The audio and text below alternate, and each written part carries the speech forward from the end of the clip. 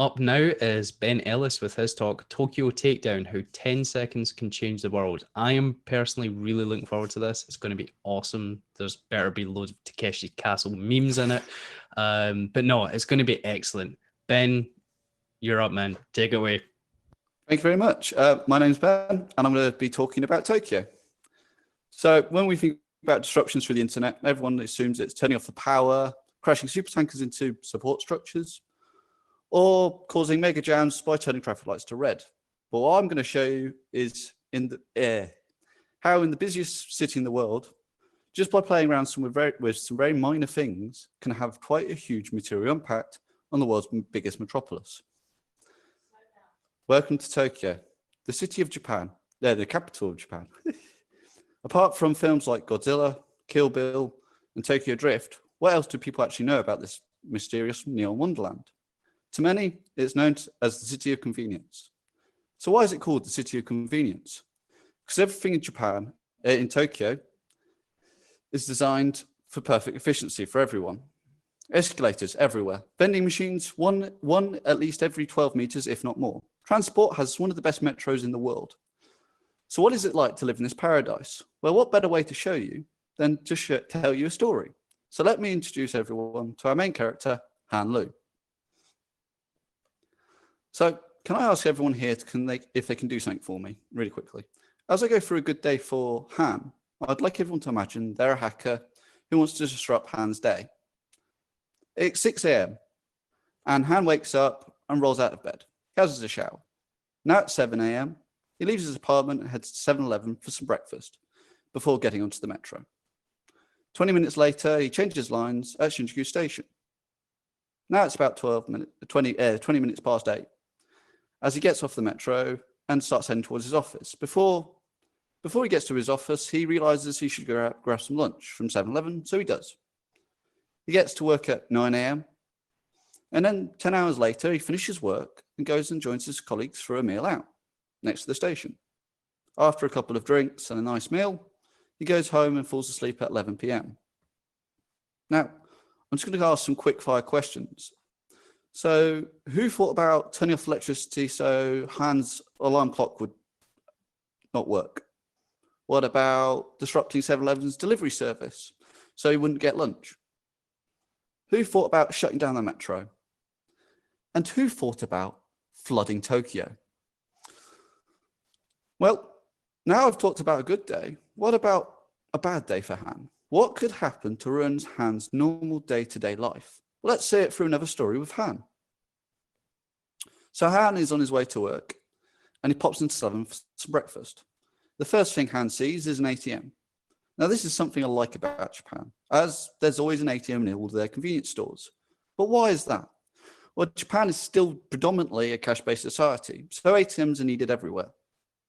Han walks up, puts his card in and selects 2,000 yen. The ATM hums for about 10 seconds before spitting out his card in the yen. Now, I know with COVID being around, a lot of people aren't picking up cash recently, but anyone used an ATM recently? Do you know how long it takes? Well, unknown to Han, the accused have just skimmed his card. And this is an uncommon occurrence in Japan. A case of this is a group of 6 men connected to the Yakuza were arrested in 2016 for a heist of 1.8 billion yen. And this isn't the first case. Another 6 individuals were arrested in 2017 for defrauding an elderly lady out of 1.3 million yen. Now, having your card skimmed in the UK is quite a minor thing, to be fair, but in Japan it can be quite serious. Now, Han is at the train station and he reaches the ticket gates as he pulls out his Passimo, another beauty of the Japanese lifestyle.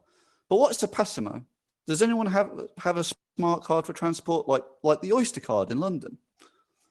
A Passimo I would describe as an Oyster card on steroids. You can use it to pay for public transport, vending machines, and even in stores. Passimo is based on the Sony Vasella system. Vasella is a form of RFD. Therefore, Passimos have a special RFI and IC and an antenna built into them, which allows for a fast transaction of about 1/10 of a second. Unlike credit cards, it also has quite a large range, which helps with fast and efficient payments, which are normally quite common with the use of high volume payments being made in train stations, for example. But with every positive, there must be a negative, which is the long distance. It makes it easier for drive-by skimming. And unlike a credit card, the transactions are rarely recorded. So this means the accuser could just place RFD skimming components on vending machines, for example, in a back alley. Now, the system is certified for other uses in phones, but it doesn't mean it's as safe enough to prevent drive-by skimming. That's what's happened to Han as he walks down the platform. So now he's about 500 yen short, which is the cost of a trip back home. Han joins the line for one of his carriages as the train pulls up. Anyone take the tube recently? I know with COVID it's unlikely, but I'd like everyone just to do something really quickly for me. Imagine you're on the tube. It's rush hour and suddenly the train stops. What are you going to do? Well, eventually you're going to get out and walk to the next platform. Now that's not really much of a biggie, but now imagine your carriage is 4 times fuller and the train stops. Now we're looking at something much bigger. So how would someone do that though? Well, a power cut or ransomware is actually quite an obvious and has quite a clear impact. So what are the hackers doing this time to mess with Han? Well, they haven't been as successful as they planned. They've caused a fire to outbreak at the next station, as they were messing with the station gates and one of them overheated. Not much of a big problem, surely. Well, I've seen the effects of a single fire on the metro, when 3 past colleagues of mine were 3 hours late. But that's not a major issue. The issue was a quarter of the metro was shut that day. To put that in numbers, we can use Wimbledon being the oldest tennis tournament in the world, and Shinjuku being the busiest train station in the world. Shinjuku is estimated to have around about 3.5 million people go through it daily. So let's say a quarter of that use quarter of the metro. That's about 875,000 people. So that's nearly 1 million individuals, which is about double the number of people that went to Wimbledon last year. Luckily, Han can get to work after the disaster of the morning he's had. But now Han has just got off work for lunch. So he walks into 7-Eleven and grabs some lunch before heading back to work. So why am I talking about a convenience store in the middle of a cybersecurity talk? Well, unlike Tesco's and Sainsbury's, 7-Elevens are a really important place for people in Japan. And it is a good example of how Japanese companies view cybersecurity. For example, July last year, 7-Eleven's payment service, mobile payment service, let me correct myself there, was hacked. A total of 55 million was lost, which is about over 400,000 pounds. But when 7Pay Co's president was asked why 7Pay didn't include 2-factor authentication for its service, he was reported to repeat the phrase, 2-factor what? And this isn't the first time someone said something like that.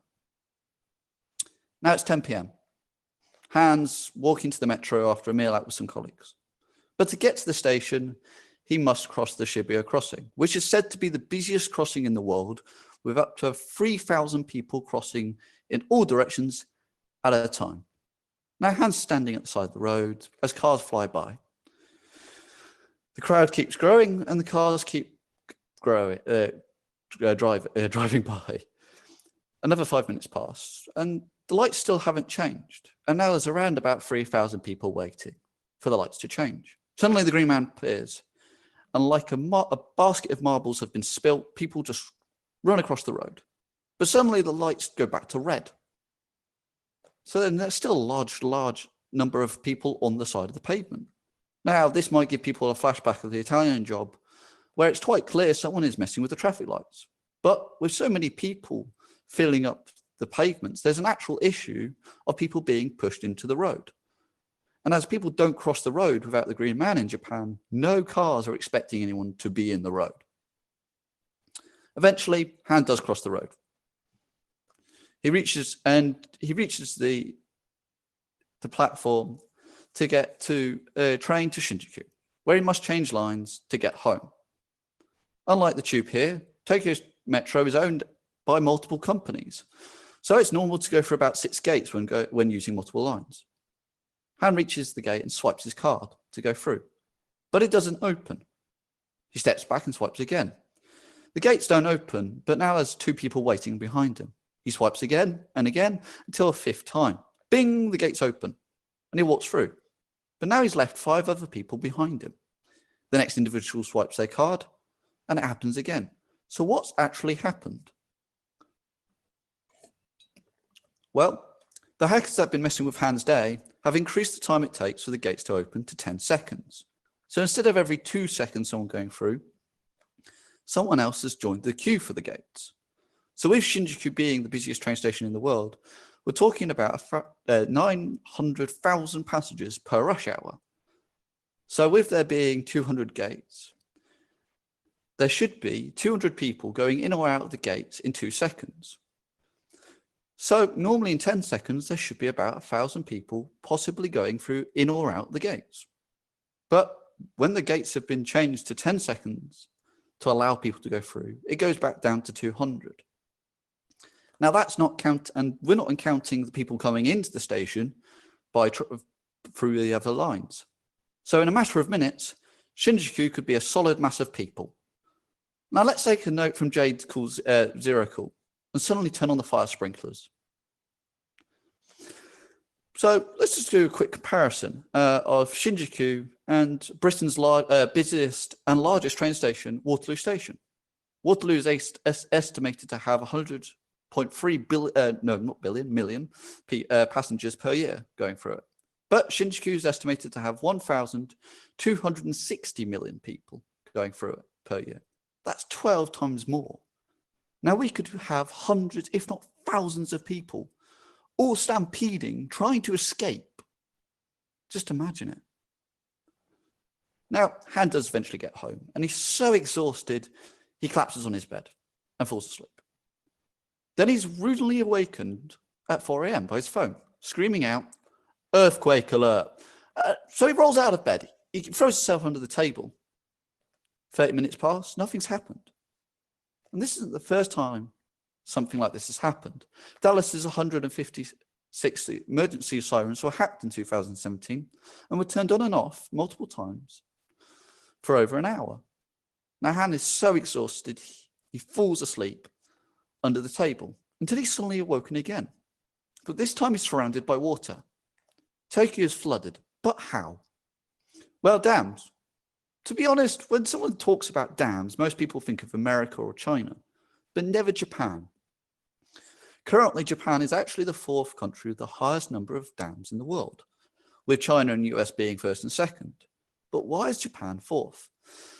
Because parts of Tokyo and Japan are known for flooding, and Japanese just like building dams. Tokyo's so famous for flooding that it has its own flood system. This kind of threat may not seem realistic, but with the old catching up the new, things are being put at risk like dams. Now, as I said, Tokyo has its own flood system, so surely that mitigates the risk of dams being hacked and causing sudden flooding. Well, what happens if there's a power cut or someone hacks the system? As seen in Guy Marston's TV show, Our Guy in Japan, the OS that the Japanese are using is as old as the dinosaurs. So imagine the damage that could be done if all the dams were hacked and the flood system didn't work. Of course, this would only work if the dams were full. So what is the hacker scene like in Japan? It does exist, but it's still young and small compared to other countries. This is because it is hard to find resources in Japanese, to find the advice on how to teach people how to hack. So how does the scene grow though? Well, bulletin boards and underground markets. Bulletin boards play quite a large role in the development of Japanese hackers and cyber criminals. A famous case of this is when the Demon Killer hacker spread malware in the Forum 2 channel to infiltrate and gain access to users' computers in 2012. He was eventually arrested in 2013 for making a death threat. In terms of the Japanese underground markets, you can guess what you can find there. Guns, fake passports, stolen credentials, etc. But also hacking advice. Want to destroy your enemies, exploit money, rule the world? Well, the Japanese underground has it all. So that makes sense for the Yakuza to utilize these gold mines. There's even been evidence of the Yakuza sponsoring cybercriminals in other countries like Russia. As in the ATM cases in 2016 case, there was a belief that the hackers outside Japan were involved.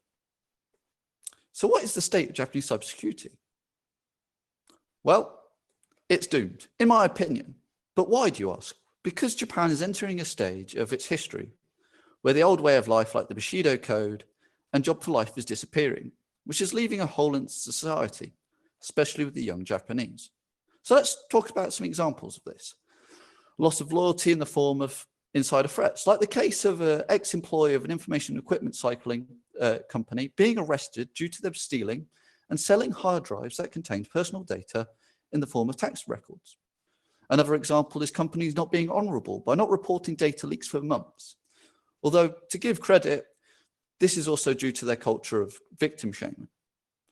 So as one of the kings of technology, Japan seems quite relaxed to the cyber threats that threaten its economy, as this can be seen in the statistic of 84% of the Japanese adult population believing cyber threats are a likely risk, but corporations only putting in basic countermeasures, as can be seen in a recent survey of 1,794 Japanese companies, where roughly 90% of the respondents said their cyber defenses were insignificant.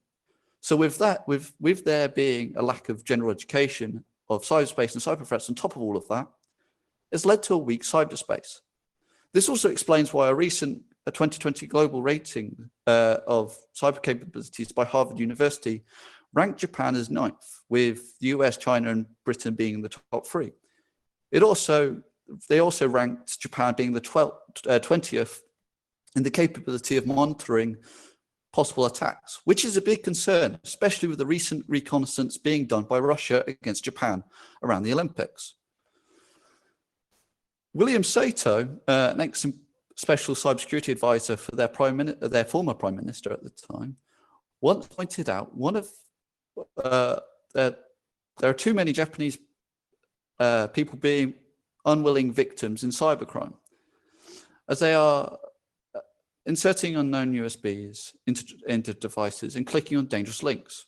To look at that from the UK viewpoint, where learning basic cyber hygiene like not clicking on dodgy links is taught in secondary school, but in Japan it's near non-existent. Attach that to an aging population and you get a beginning of a recipe for disaster. And from an OSINT viewpoint, it's one of the easiest countries to target. There's a lack of importance of keeping sensitive data safe, and it's normal to document everything with photos. So to sum it all up in the saying, water and safety are free, because of their viewpoint of Japan, of cybersecurity is just on Japan, and also due to their isolated island nation state mentality. To reflect how serious this is, the Japanese cybersecurity minister in 2018 admitted that he'd never used a computer. And if that's not enough, the fact that the minister was also confused when asked about if USBs were in use at Japanese nuclear facilities. All I can say about that is stagnant. So what can Japan do? As much as cybersecurity may seem like a bit like Tatashi Castle, where you end up running around in circles before landing flat on your face. Well, never fear, the UK's here. There's a small light at the end of the tunnel for Japan. UK cybersecurity companies are slowly starting to help Japan, like NCC and NCD. But why are they only starting now? Well, in 2013, when Tokyo 2020 was announced, the UK government offered their help to improve the national level of cybersecurity in Japan.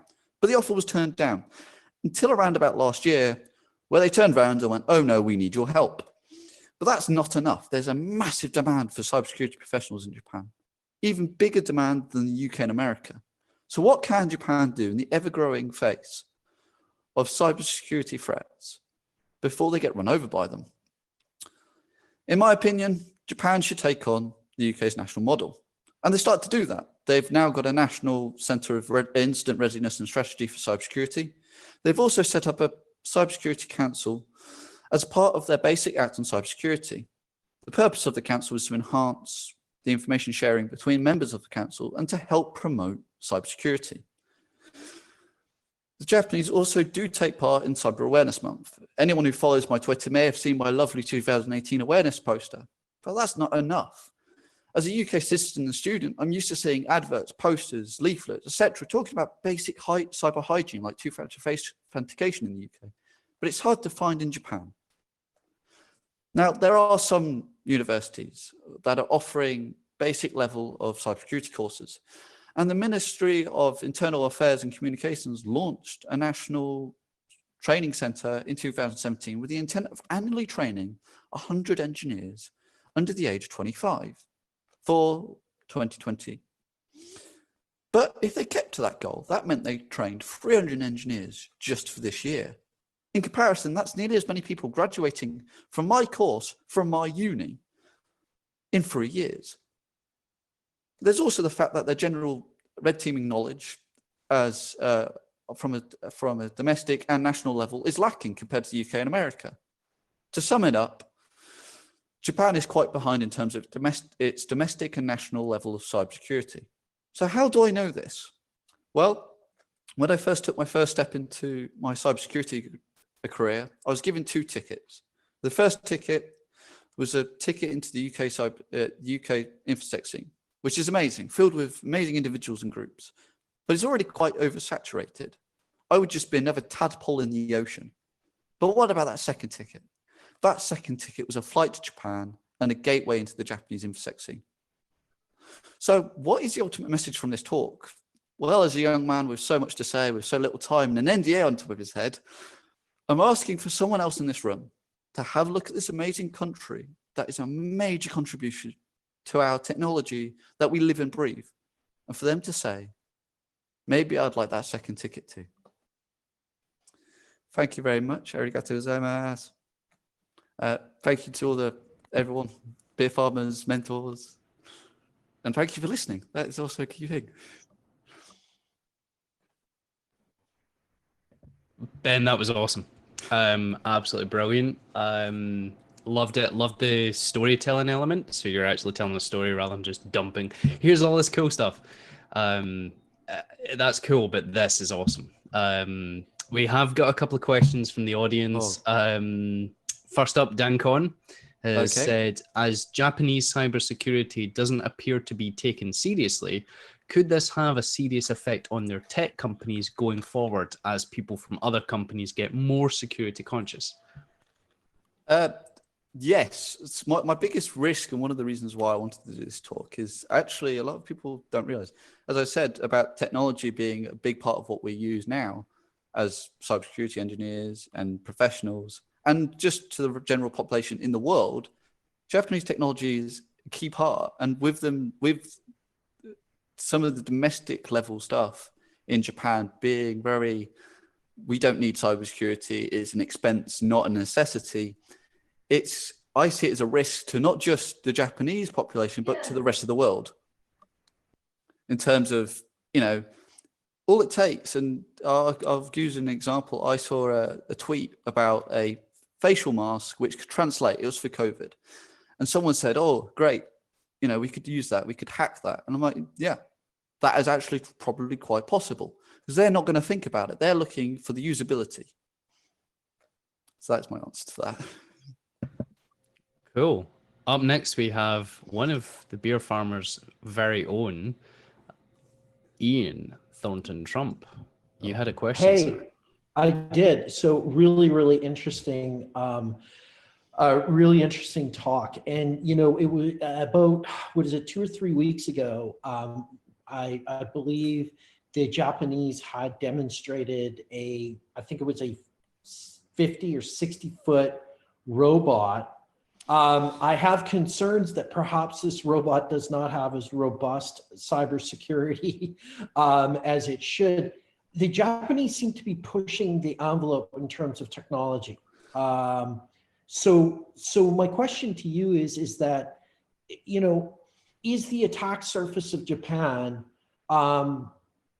so large as a result of sort of all of the innovative and sort of future tech that they're experimenting with?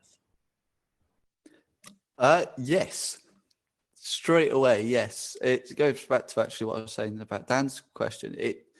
It's a massive surface, and I think it will tie back a lot to what will happen to the rest of the world in terms of I'll tell you now, like, I love the Japanese toilets, the fancy multiple button ones. I'd love one in the UK. And I think everyone should have one. They're amazing. But if that did happen, what is the risk of someone just hacking that? And I actually genuinely want to do this when I get out to Japan. I'm thinking about looking to do a little project to see if I could hack a toilet. I know it sounds silly, but that is the silly thing. They are producing technology that a lot of the UK and a lot of the rest of the world don't think of and don't do. And that is why I'm very concerned about their attack surface in terms of when the technology we're looking at and we're going, wow, that's amazing. And we bring that into our countries and the rest of the world takes it in.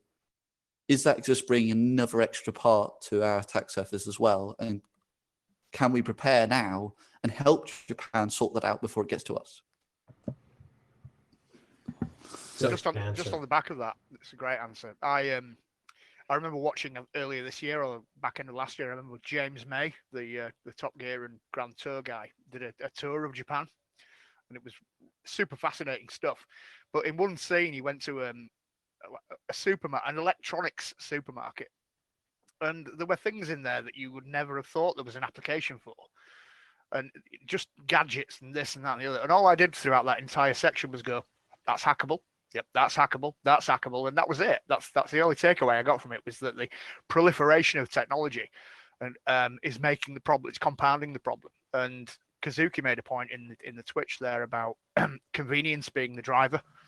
So when Japan produces technology, it's with convenience and usability forethought. And then obviously when that happens, security takes a back seat, and that's the problem that you've described in your talk so well. So yeah, interesting, really interesting.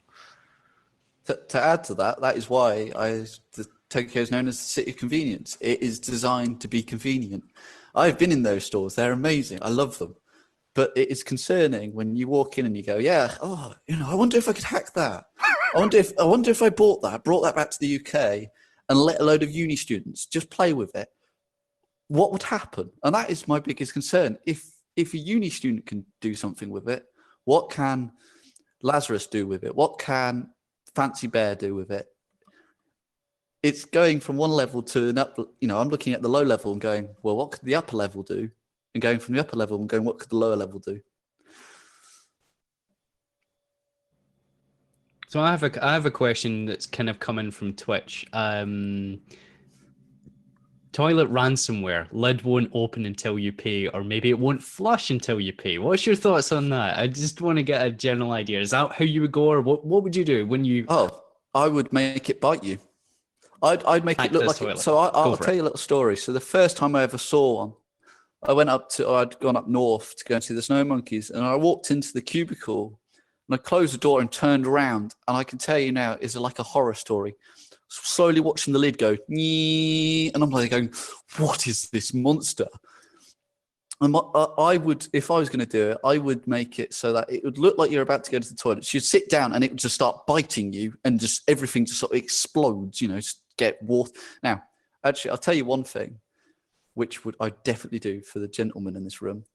So for anyone who has not seen any of these toilets, there is a very fun function for the ladies of the room, let's put it like this, which is allowed to help clean the front end and the back end.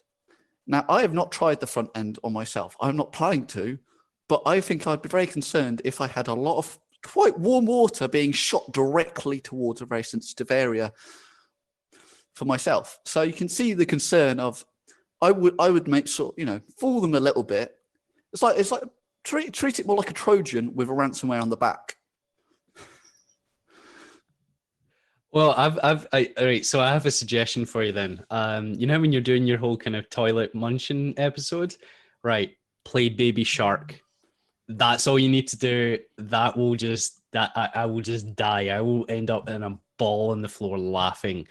Honestly, Ben, that was absolutely fantastic. I think we've wrapped up most of the questions, and we're going to stop before we end up going down the route of toilet-based hacks and ransomware. But I think that would be a ransomware I'd pay, though. I think if I was desperate, that would be something 10 Bitcoins. Yeah, just take it. I need to use this toilet.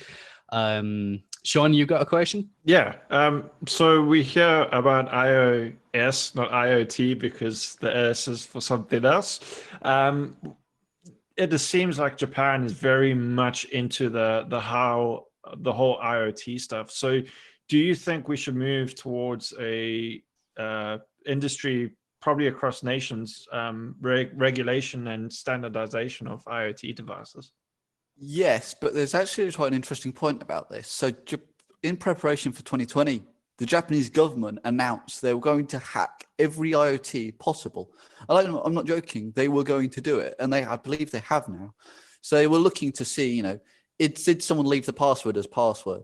They were looking to break basically the country to go, look, we need to secure now. And the issue is as much as, you do that once, that's great, but people buy more IoTs. And I think, if we came up with a regulation which would allow to prevent things like, having admin as your password and username, that would be wonderful. I think a lot of people would agree with me on that.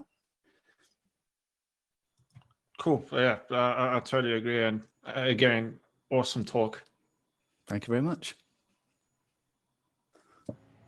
Cool. I think we're pretty soon. So listen, go and grab Ben on Slack, add him on Twitter.